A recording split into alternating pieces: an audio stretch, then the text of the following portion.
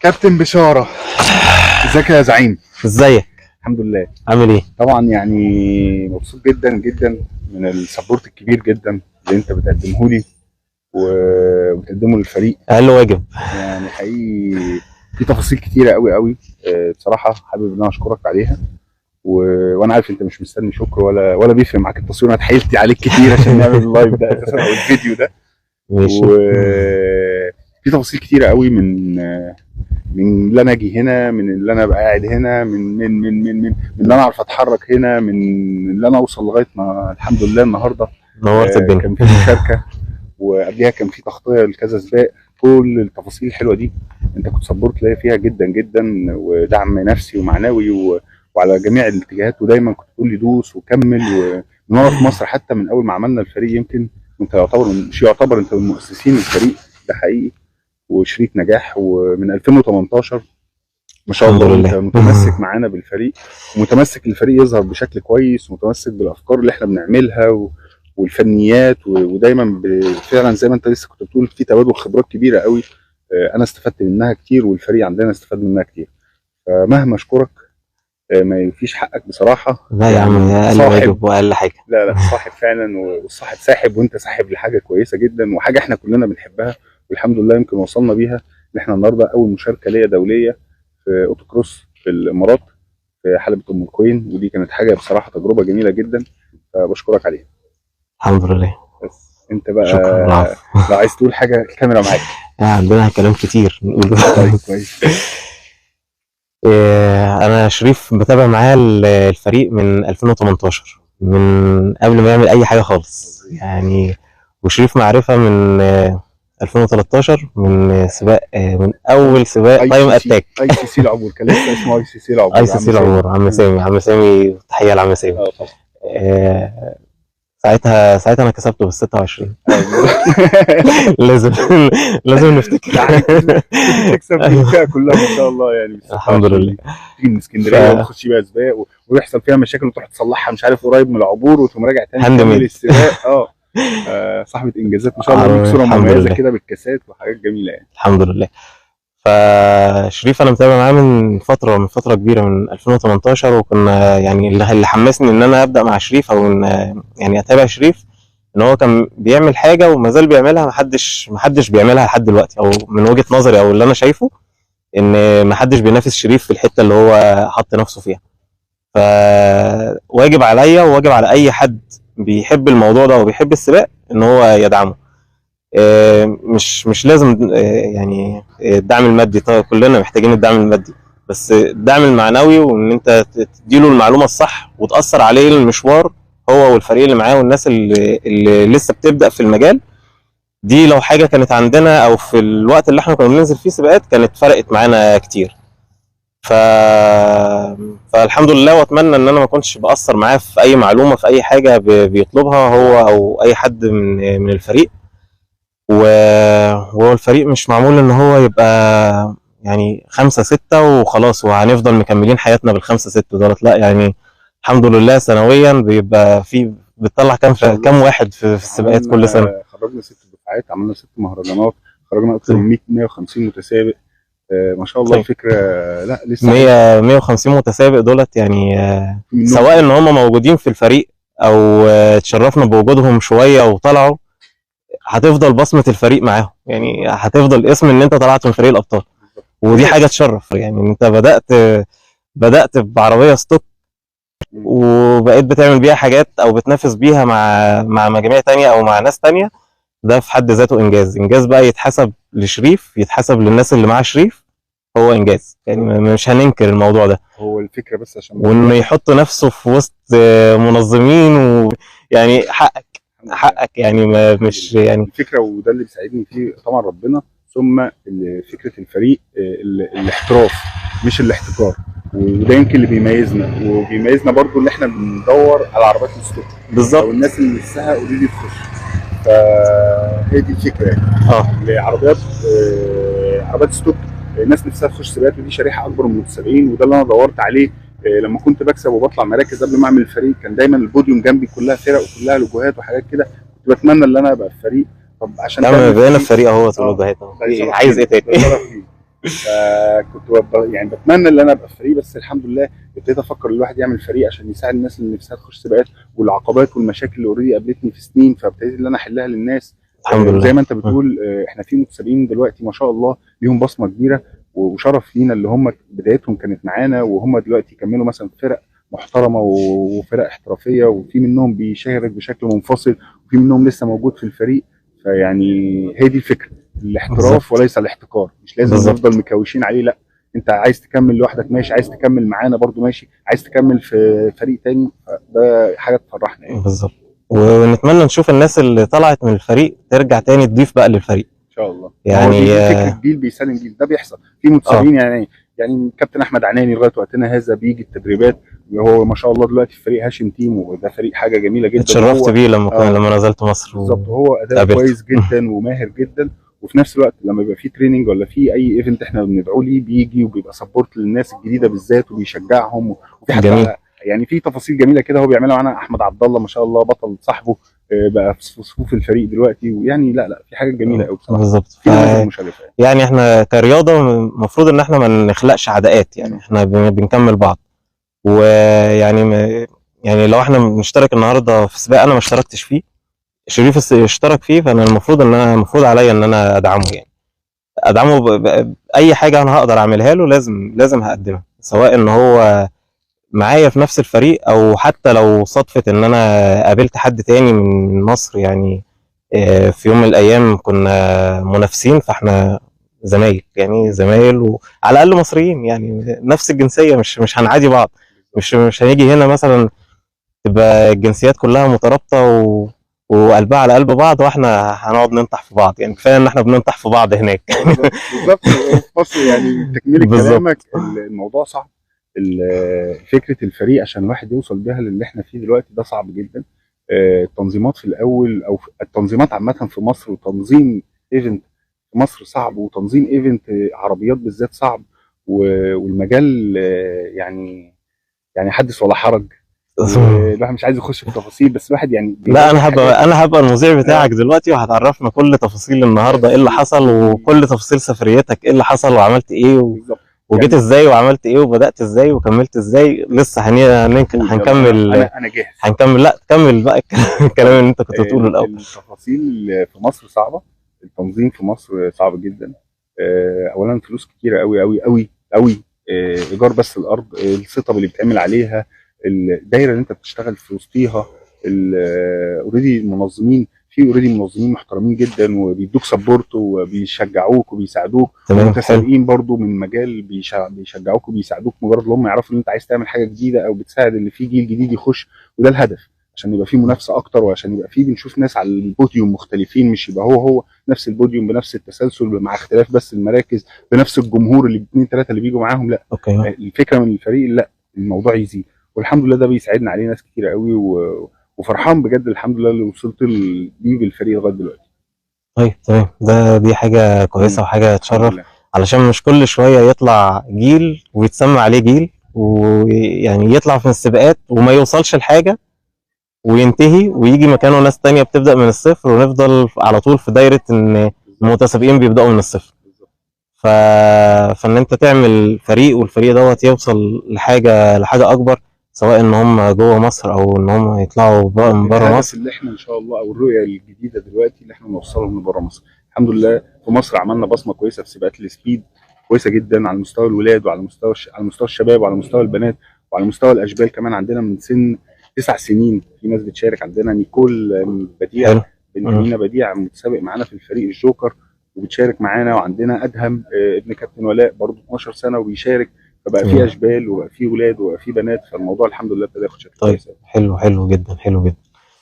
فبس احنا النهارده اتكلمنا، انت بقى انا بقى هكمل دور المذيع معاك. واتكلمنا النهارده عن من الاول السفريه بدات ازاي. السفريه بدات عن طريقك انت اللي شجعتني. مش بقول لك عشان تقول لي عن طريقك. لا والله، لا، انت اللي اغرتني. يلا مش عارف ايه، انا كنت يعني ايه، عايز اشوف حاجه جديده بصراحه، وعايز اغير شويه من الدايره اللي بقالي سنين فيها. تمام. وكنت محتاج ده فعلا.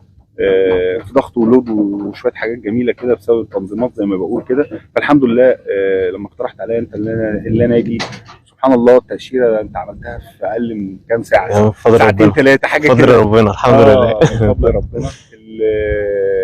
الحاجات في حاجات كتير قوي، سبل كتير قوي اتسهلت من عند ربنا وبفضل ربنا، ثم انت ثم اهلي جدا. يعني اهلي سبورت كبير جدا ليا جدا جدا، ويعني مش عارف افسر ده ازاي، بس يعني في تفاصيل لا كتير قوي. باين من اول يوم بدأ فيه السباق ودعم الأسرة. بالظبط، واضح في كل حاجة، لحظه بلحظه ما شاء الله، من اول والدتي، من اول اخويا، من اول اختي، فما شاء الله مش سايبيني. فريق الجميل برضو متسابقين فريقنا والمنظمين بتوع فريقنا مش سايبيني برضو، دعم كبير قوي. انت بتعمل حاجة حلوة فما ينفعش حد يبقى عدو. بالظبط. يعني اللي يبقى عدو ده نفسيا مش مظبوط يعني. بس يعني هو هيبقى عدو نفسه، يعني هو مش عدوك، هو عدو نفسه. ان هو ان يطلع حد يعادي اللي انت بتعمله وما عندوش حاجة يقدمها، فهو عدو نفسه. بالظبط. ما حدش ياخد الكلام على نفسه يعني. انا بتكلم عامة، ما اعرفش انتوا عندكم ايه النظام ماشي ازاي، بس هو ما ينفعش حد يبقى عدو بصراحة. وبرضو الحمد لله في ناس كتير قوي من ابطال الدفعه السادسه كانوا بيشجعوني. في ناس نفسها تخش الفريق وبيحبوا الفريق ومتابعين الفريق ومتابعين انا على المستوى الشخصي. برضو في دعم كبير قوي واتصالات بصفه مستدامه، والناس ما شاء الله دعم كبير قوي بصراحه لغايه ما الحمد لله هنا. اول حاجه غطينا سباق تايم اتاك الامارات، كان حاجه جميله قوي وكانت مشاركه حلوه، حتى عملت انترفيوهات مع المتسابقين وكنت انا مبسوط من ده جدا، واتفرجت على العربيات. تايم اتاك في تراك ياس مارين، كان في ياس مارين ابو ظبي. وبعد كده السباق اللي بعديه كان 20 اللي هو 24 ساعه، وده كان في اوتودروم في دبي. تمام. حاجه بقى واو بقى، يعني كاس العالم بتاع العربيات، يعني حاجه واو. يعني تنظيم وترتيب واصوات عربيات وقوه عربيات وشركات بتنافس والفريق كبير، حاجه يعني حاجه بجد صناعه، يعني تحس ان انت واقف فعلا في صناعه واقتصاد، والموضوع كبير قوي. الفريق مش موضوع كده وخلاص، لا الفريق وفي فريق تاني وراه بيساعده، وفي فريق تاني بيحسب له، وفي فريق تاني بيصور، فريق بيصين، وفي فالفريق بيبقى مكون من حاجه كبيره قوي. وكان في ما شاء الله متسابق اماراتي مشارك في فريق مرسيدس، وافتكر لهم حققوا حاجه كويسه. وكان في فريق اماراتي من اي تو زد كان مشارك، حاجه جميله قوي يبقى فريق عربي واماراتي ومشارك في سباق زي كده. والموضوع فعلا تكاليف مختلفه بقى وسطر مختلف، بس كانوا بيأدوا اداء مشرف. ايه تاني؟ رحنا امبارح كان في سباق دراك ريس. طيب ايه اكتر حاجه قبل ما نطلع من السباق بتاع 24 اور، ايه اكتر حاجه كانت عجبتك او لقيتها مختلفه عايز تطبقها عندك؟ يعني اكتر حاجه عجبتني ان في كذا منظم بيشتغلوا في نفس المكان في نفس التوقيت. تمام. التفاصيل يعني سباق مثلا بتاع شركه رينو مع سباق اللي هو تايم اتاك مع سباق مش عارف عربيات ايه تاني، فاللي هو كلهم كانوا في يوم واحد وبيسلموا بعض. بالظبط، يعني بيسلموا بعض. ايه ده بينهم؟ يعني مثلا ده هيت 1 يخلص يوم التاني داخل هيت 1، يوم التالت داخل هيت 1، يوم مش عارف ده داخل هيت 2، بعد كده يوم داخل هيت 2، بعد كده يوم عامل بوديوم، مفيش وقت، بعد كده يوم داخل هيت 2 الثاني السباق اللي بعديه. كله شغال وكله متعاون وكله مبسوط وكله ليه مكانه وكله ليه السيت اب بتاعه من اوله لاخره وشغال، يعني ما بيأثرش على غيره، بل بالعكس الموضوع كان جميل قوي. نفسي ده يحصل ان شاء الله، اتمنى من ربنا اللي مفيش حاجه تمنع ان هو يحصل يعني خاصه انت بتتكلم في الثلاث منظمين جنسياتهم مختلفه ولغاتهم مختلفه، وثلاثه بيلعبوا في نفس الارض وثلاثه بيتعاونوا مع بعض. بالزبط. فانت الموضوع المفروض يبقى اسهل عندك ان انتوا كلكم من نفس الجنسيه ونفس البلد وعشرة سنين يعني، فان 3-4 منظمين يكونوا مأجرين تراك واحد وبيعملوا سباقاتهم في نفس اليوم، دي مش حاجه صعبه. لو حصل عندنا في مصر هيغير الرياضه جدا. احنا محتاجين الاتحاد ده قوي يعني، محتاجين اللي يبقى فيه اتحاد بين المنظمين. لو فعلا كذا منظم اتحدوا، يعني كل منظم ما شاء الله ليه تاريخ عندنا في مصر، وليه تاريخ وليه بطولات وليه الحاجات الجميله اللي هو بيعملها. تخيل بقى لما يبقى كل ده بقوته وبشعبيته وبالناس اللي معاه يتحد مع منظم تاني وثالث، هيبقى عامل ازاي؟ بالظبط يعني. وحتى لو يعني 3-4 منظمين الموجودين في مصر لو اتحدوا كلهم ونظموا سباق واحد، يعني هيبقى فيه البركه عن ان كل واحد في يوم وكل واحد في تراك وكل واحد في وقت، والناس اللي هنا ما تشتركش هنا والناس اللي هنا ما تشتركش هنا، موضوع ما بايخ. بايخ وشكله وحش يعني. الموضوع جاي فان كلكم تشتركوا في سباق واحد، في ان انتوا تعملوا سباق واحد، وسباق واحد دوت يكون معمول مظبوط. دي هتبقى حاجه نقله يعني، دي هتبقى حاجه قويه جدا ان شاء الله ده يحصل. في اكتر من 3-4 منظمين برضه عشان الواحد ما يبخسش حق الناس. وبالنسبه لسباقات الاسفلت اللي هي تخصنا، اللي كان مثلا سبيد او دريفت او كده، افتكر هم اكتر من 4-5 او من 3-4 زي ما انت قلت. ايا كان، احنا لما بنقول 3-4 مش مقصود بيهم ان عددهم 3-4 يعني. لو اتحد 5 10 20 منظم مش هيجرى حاجه لو ال 20 يعني حتى اشتركوا في ارض واحده وعملوها لنفسهم لسباقهم يعني. ما بدل فلوس الايجار وده في يوم وده في يوم وده في وقت وده في وقت يعني. مصر فيها كم سباق سبيد في السنه؟ داخلين في كام؟ 9 مثلا؟ مش اقل من 10. لا مش اقل من 10. طيب يعني 10 سباقات في كل مره بيدفع فيها مبلغ وقدره، وفي الاخر ما بتوصلش النتيجه، صح؟ فيعني لو اتحطت المبالغ اللي بتدفع دي كلها في مكان ثابت ويتعمل بيها تراك مظبوط، صح؟ يعني الموضوع هيبقى حاجه تانية. الموضوع هيبقى حاجه تانية. ده حلم بالنسبه لي ان شاء الله يتحقق. بس جينا بعد كده حضرنا سباق دراك ريس امبارح، كان برضه تفاصيله جميله قوي والعربات بتتجمع. كان في تراك ايه؟ دراك ريس. التراك بتاعه كان معمول فين السباق؟ في اوتودروم في دبي. تمام. عربيات جميله برضه، عربيات خداعه كده، جيب وضخمه بس لبله. وبتجمع 200 و210 و220 في 400 متر، ربع ميل. الموضوع كان واو يعني، وكان فيه منافسه جميله قوي، اتبسطنا منها. نيجي بقى للنهارده اللي هو يوم مهم جدا بالنسبه لي. اول مشاركه ليا دوليا في سباق خارج مصر، وتفاصيل حلوه قوي. سباق كروس كان في حلبة ام الكوين هنا. احنا هنا في حلبة ام الكوين. السباق النهارده كان سبيد. سباق سبيد، لا سباق هو عندنا في مصر بيتقال عليه سبيد. السبيد بتاع مصر اللي هنا. هنا اوتو كروس. ويعني تفاصيله قريبه من عندنا شويه، مع اختلاف طبعا. اللي هو السباق كان معمول مع العربيات التويوتا ال 86 بس. 86 وكان معاهم السوبارو اللي هي شبه ال 86، فكلهم عائله مع بعضيهم كده. بس كانت تفاصيل حلوه. كانت المجاميع ايه متقسمه ازاي؟ هي الفئات هنا بتبقى فئتين بس، فئه الستوك وفئه الموديفايد اللي هي المعدل. تمام. والاوردرات مختلفه شويه، وكمان الاقماع كلها قد كده يعني، الاقماع قد كده حرفيا. ما هي العربيه واطيه برضه مش مش مقياس يعني. بتاعك جوه العربيه مش شايف فعلا، انت لو مش حافظ خط السير بالظبط وحافظ التفاصيل واللاين، فالموضوع بيبقى صعب قوي يعني. غير عندنا احنا القمع ما شاء الله ممكن تلاقيه طول شاب كده. لا دلوقتي القمع اللي نزلنا عليه النهارده كان ارتفاعه كده، بس كان جميل. الرسمه كانت حلوه. كان في تنافس طبعا من جنسيات مختلفه كتير، والموضوع كان جميل قوي بصراحه. ضاف لي كتير قوي. صوت سواقه عجبتني. كنت شايف ما شاء الله. كنت نازل على العربيه ايه؟ كنت نازل على عربيه سوبارو اللي هي نفس شكل مش التويوتا. لا مش تمام، عشان بس ما تتلخبطش ما بين التويوتا، عشان كده انا سالتك. بالظبط نفس شكل ال 86. فكرتني باول مره شاركت في الاوتو كروس في مصر، اللي هو انا يعني ايه، طبعا جاي حاطط طموحات بقى وبتاع وامال جميله طبعا زي اي حد، كلنا كبشر كده يعني. بس لما سقت انا مش حاسس ان انا سقت كويس، بس وانا خارج من التراك لا لقيت تشجيع كويس جدا، والناس ما اعرفهاش طبعا يعني، كلهم ما حدش يعرف. لا سواقتك كانت ملفته. انا كنت واقف مع مدير التراك بره، فقال لي ان انت هو ساق قبل كده هنا، قلت له لا دي اول مره حتى يسوق العربيه مش بتاعته. انا العربيه برضه فاتخض اللي انا ما جربتهاش، العربيه جربتها في التراك يعني. قلت له لا ده هو اول مره يسوقها يعني، كانت ظروفه كده. بس كان تحدي انا برضه اللي انا اجرب في التراك، وطبعا مختلفه شويتين ثلاثه عن الهاندلنج والتورك بتاعها والتجميع والقصص كده كتيره قوي. بس اتبسطت منها، واتبسطت الحمد لله من رد فعل الناس. السباق هنا بينزلوا 3 مرات وبيتحسب لهم احسن تايم. اول مره كانت الموضوع كويس، ثاني مره احسن، ثالث مره برضه الحمد لله صوت كويس. فالموضوع كان تفاصيله حلوه قوي. مش عارف المركز بتاعي كام، بس هينزلوا لسه على الجروب بتاعهم ويحددوا. بس ما طلعتش طبعا من ال3 الاوائل، بس ان شاء الله امل ان انا يعني اكون قريب، لان ما شاء الله الفئه برضه كانت مليانه مش قليله. فالتفاصيل كانت جميله قوي، والتجربه نفسها واللي انت تاخد ريسك ان انت تيجي في وسط ناس ما تعرفهمش خالص، وما تعرفش طريقه سواقتهم، او ما تعرفش طريقه تراكاتهم، ما تعرفش لغتهم، ما تعرفش لهجتهم، ما تعرفش حاجه خالص. انت عمال تفهم من هنا حاجه وتفهم من هنا حاجه، وتقعد في البريف عمال تلقط كلام اللي هو ده قصده كذا، ده معناه كذا. فالموضوع كان بالنسبه لي صعب بصراحه، بس كان في تحدي.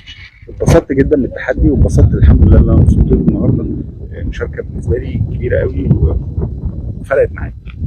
طيب الحمد لله، دي حاجه كويسه. ان انت طلعت من طريقه سباقات معينه او طريقه تنظيم معينه، وتشوف الناس اللي بره عامله ازاي او بتعمل ايه، فانت تنقل الخبره ديت او تطبق الحاجه ديت عندنا. ديت حاجه طبعا يعني، لان احنا في مصر المنظمين بيقلدوا بعض او السباقات بتقلد بعض، انت ما تشوفش بره بيبقوا عاملين ازاي.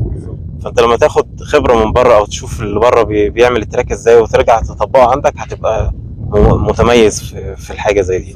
بالظبط. وده يعني دي حاجه طبعا الواحد يبقى مميز، والحمد لله طبعا احافظ عليه دايما. الواحد فريقه يبقى مميز واتجاهات مميزه، عربيات ستوك، الناس اللي نفسها تخش سباقات اول مره ودي حاجه الحمد لله مميزين فيها.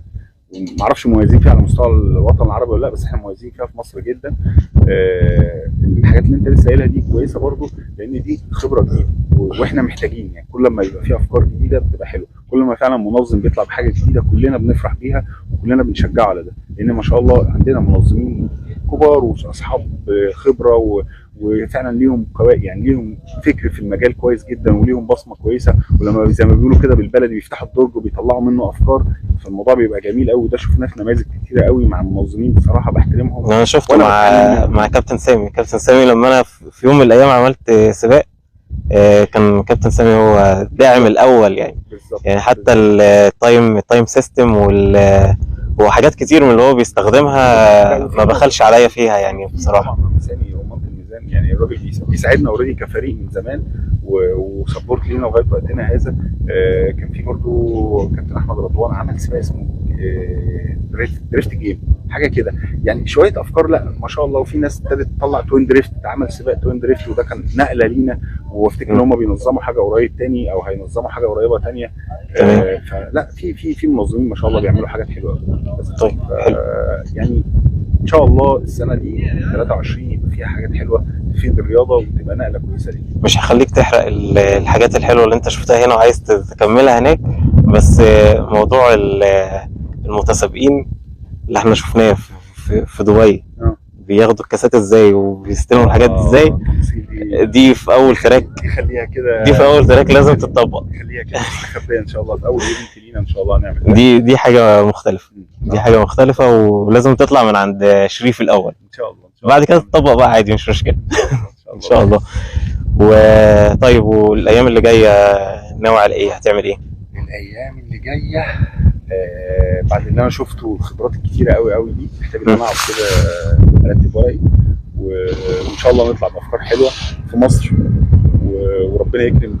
ممكن يبقى ليها تبعات تانية وتفاصيل تانية بصراحه برضو مش عايز اتكلم فيها غير لما اكون كده يعني اخدت فيها خطوات.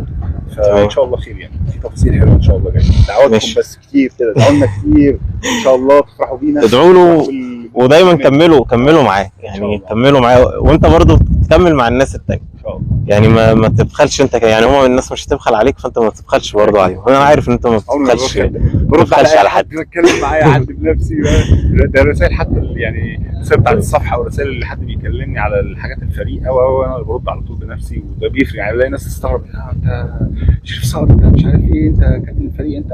احنا لما نزلنا المنطقه اللي هي اللي زي الحرفيين عندنا يعني بيتقال عليها المنطقه الصناعيه، لقيت في صناعيه عارفينه يعني هنا في صناعيه عارفه. بدي حد من لوجو لقيته بيقول لي ايه ده انا عارفك انا كلمتك. اسمه احمد ممدوح، ده حد جميل قوي مصري وهو عايش هنا وبيشتغل هنا في الصناعيه. فبدي صاحب المركز عنده بديله اللوجو، هو جه جاري عليا بنفس الطريقه، ايه ده انا عارفك انا كلمتك من شهر ودعيت لكم ربنا يوفقك ويدي. فمواقف جميله قوي. السباق بتاع تايم اتاك ده اول ما رحت برضه سبحان الله لقيت علي متسابق مصري وشارك، جه جاري نادي عليا شريف ولا شريف صقر او شريف بالظبط، كابتن شريف. فما ردتش، اكيد مش انا يعني. بعد كده هيروز، بصيت كده ده اكيد انا، رحت له راح مسلم عليا، وطبعا عرفته ومتابعك واتكلمت معاك قبل كده، هو فعلا اتكلم معايا قبل كده وهو حد جميل قوي وخبره. فاتبسطت ما شاء الله. اللوجو معروف او التيشيرت بتاع الفريق اوريدي بينادي الناس، فدي حاجه كبيره. انا من 3 سنين قلت لك ان الفريق مسمع والناس بتتكلم على الفريق، كنت بحس ان كنت ساعتها في السعوديه، ايوه بالظبط. قلت لك يا ابني الناس بتتكلم على الفريق ومش عارف ايه. كنت بحس ان انت يعني صاحبك بقى وعايز تشجعه وبتاع، بس لما فعلا لمست ده ونزلت هنا ولقيت الكلام ده، فانا حقيقي فعلا معاك بجد بجد. في دعم كبير قوي. التيشيرت بتاع الفريق واللوجو بتاع الفريق حاجه مصدر فخر. الحمد لله في مصر اثبتنا نفسينا، وفي ايفنتات وسباقات وحفلات كمان. قررنا احنا لابسين تيشيرت، البيبان بتتفتح لنا والتفاصيل بتبقى حلوه وما شاء الله. لما جينا كمان هنا لقينا ده في يعني حصل معانا مع كذا حد او في كذا مكان، فبجد حاجه مصدر فخر يعني. طيب الحمد لله. ده يساعدنا ان احنا نكمل ونطور الموضوع كتير من نجاح لنجاح ان شاء الله. ان شاء الله، من نجاح لنجاح سوا ان شاء الله. دايما كده في كتف بعض ان شاء الله. شكرا. ونكمل اكتشاف المواهب جديده، ونكمل الناس بقى يعني. وعايزين نصغر بقى يعني الاعمار شويه، يعني ننزل ل10 سنين، يعني مش طالما يعني اي حد بيطول الدواسه يقدر يسوق، بس خليها مبدا كده. هو طبعا اقل من 18 سنه يقدر يشارك معانا، شرط طبعا. مش لازم نستنى لحد ال 18 عشان يبدا يتعلم السواقه، يعني احنا ممكن يتعلم في مكان، لو مكان مقفول زي كده ومكان معمول السيفتي فيه كويس، وحتى ومدرب جنبه يقدر يسوق يعني. بس هو لازم اقل من 18 سنه يبقى معاه والده او والدته بيحضروا، وهم اللي بيعملوا الاقرار اللي هو ينزل التراك. مفيش مشكله طبعا اللي هو يشارك. فالموضوع لا بيقدروا ما شاء الله زي ما قلت لك كده. في وطنين عندنا في الفريق، وبطله وبطل نيكول ما شاء الله عندها 9 سنين، وادهم ما شاء الله عنده 12 سنه. الموضوع حلو. وننزل بقى 8 سنين 10 سنين، ناس بره بالسوق من الاعمار ديت يعني ان شاء الله. شكرا. يلا، واحنا اتبسطنا بيك. اتبسطنا بيك. اتبسطت باللي انت بتعمله معايا، ويا رب يعوضك خير كده ان شاء الله. وانا سبورت، وانت كمان سبورت برضه لاي حد عايز يخوض التجربه هنا او يخوض تجربه سباقات في الامارات. هو انا ما عملتلكش حاجه يعني، انت اعتمدت على نفسك وكملت يعني. انا ما عملتش حاجه. الحمد لله. العفو. كنت عايز اقول لك على حاجه ثانيه. مين الممول الخليجي عندك؟ مين الممول الخليجي اللي بيمولك؟ يعني هو لو في حاجه ما تستخباش. طيب في حاجه الاوريدي يعني عندها كده بحماس كبير قوي. مفيش يعني لسه ما وصلكش الممول يعني. طيب ولا خليجي ولا مصري يعني. للاسف مفيش ممولين ولا خليجي ولا مصري. الموضوع طبعا كله هزار. ماشي. اوريدي لو انت اللي مش بتسعى، وانت اللي بتتحرك بنفسك، وانت اللي بتجتهد، فمش هتلاقي حاجه. ان شاء الله تلاقي. وده بيحصل عشان ربنا فعلا شايف ده، لامس النوايا فعلا. طول ما انت نيتك كده عايز تعمل حاجه كويسه تفيد اللي حواليك، فربنا اوريدي بيدي لك سبورت اكتر ما يكون معاك ممول ويديك امكانيات. هتلاقي ده وهتلاقي ده ان شاء الله. هتلاقي ده وهتلاقي ده قريب ان شاء الله. شكرا. شكرا. العفو.